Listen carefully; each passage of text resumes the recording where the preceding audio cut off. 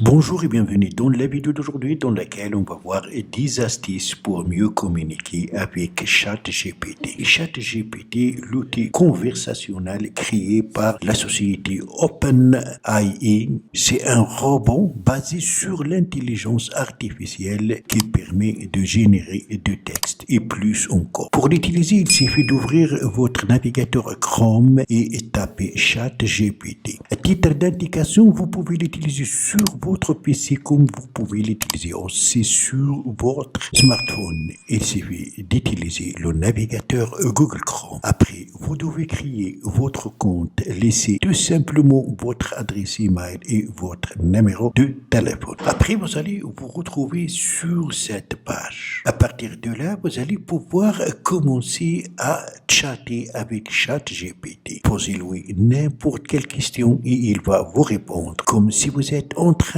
de communiquer avec un être humain. Je vous mettrai dans la description le lien d'une vidéo comment l'utiliser. Donc, ce ChatGPT, le robot conversationnel, nous réserve bien des secrets. Nous savons déjà comment et pourquoi utiliser cette intelligence artificielle. Maintenant, nous allons voir comment optimiser nos demandes afin d'obtenir des réponses plus précises ou dans un certain format. Ce robot conversationnel à base d'intelligence artificielle répond comme un être humain à toutes vos interrogations. Et dans la vidéo d'aujourd'hui, on va apprendre à optimiser nos recherches afin de tomber sur des résultats plus adaptés à notre demande. Il est en effet tout à fait possible de lui parler comme l'on parle à un être humain. Premièrement, il faut donner un contexte. Commençons par trouver un contexte. ChatGPT est en effet tout à fait capable de prendre un certain ton ou une intonation. Dans le texte de base, donnez-lui un contexte comme par exemple, imaginez que tu es un rédacteur web et que tu dois écrire un article pour un site web. Deuxièmement, donnez-lui quelque chose de vague pour avoir plus d'informations. Alors maintenant que ChatGPT est un écrivain, nous pouvons lui demander son problème des contenus journalistiques. Nous allons lui demander à quoi ressemblent les pyramides, par exemple. Appuyez ici pour avoir la réponse. Voilà. Les pyramides sont des structures monumentales en forme de pyramide qui ont été construites dans l'Égypte ancienne, ainsi de suite. Donc ici, il répond à notre question à quoi ressemblent les pyramides.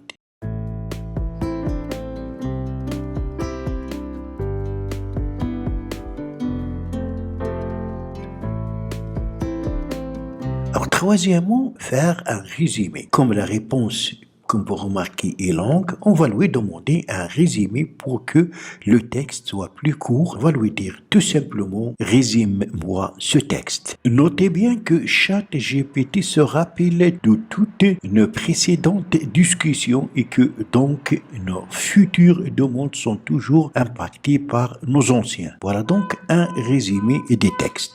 Quatrièmement, on va lui demander d'affiner la recherche. Maintenant que notre texte est plus court, on peut lui demander en tant que rédacteur d'y inclure des termes particuliers, comme des termes afin d'être mieux référencés par Google, le SEO. On va donc lui demander réécrire ce résumé en incluant des termes SEO forts.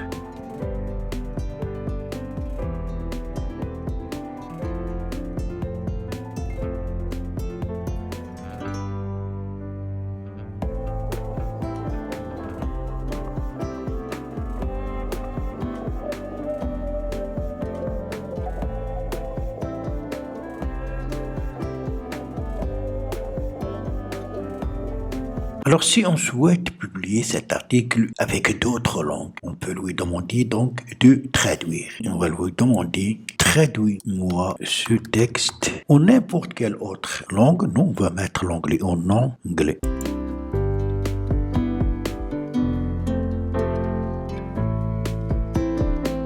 Très bien. Alors, on peut lui demander de créer des tableaux. Donc, Donc, changeons de sujet. Nous allons créer un tableau et on va lui demander de nous donner les avantages et les inconvénients sur le sujet des feux d'artifice. Donc, on va lui demander, fais-moi un tableau avec 5 avantages et 5 inconvénients sur les feux d'artifice. Donc, voilà le tableau, avantages, inconvénients.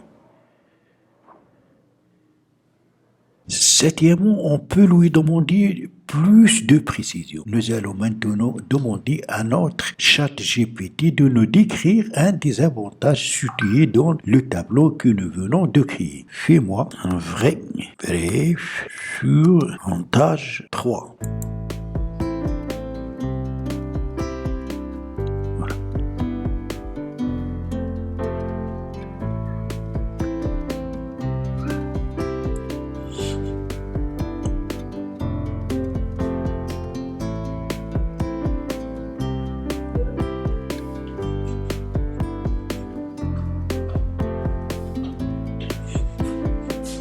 Huitièmement, on peut lui demander de reformuler sa réponse avec des options. On va lui demander, par exemple, réécris-moi ce texte en 100 mots seulement.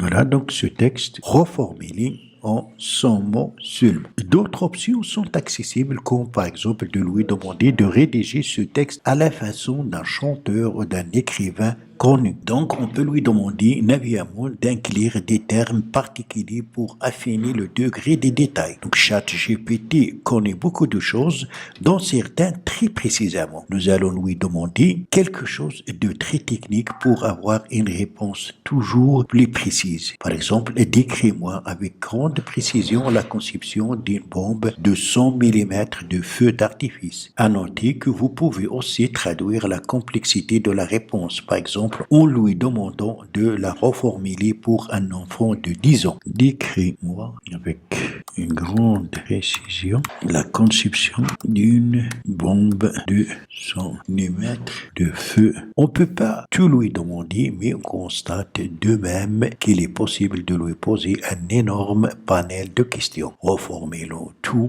en lui imposant un certain format de réponse sur un autre sujet. On va lui demander par exemple, décris-moi précisément le fonctionnement d'une voiture. Voilà, par exemple, il répond à cette question avec des précisions. Paragraphe 1, paragraphe 2, troisième paragraphe, quatrième paragraphe, avec précision, cette fois-ci. Dixièmement, ChatGPT peut créer des codes en n'importe quelle langue informatique. Ce robot conversationnel peut, en effet, vous écrire des codes de programmation dans le langage que vous souhaitez. Écris-moi, par exemple, un logiciel en Python que tu renommeras jeudi, par exemple, de 300, avec 3 dés à 6 faces, chacun des dés sont lancés toirement. Le but est de faire tomber un dé sur le 4, un dé sur le 2 et un dé sur le 1.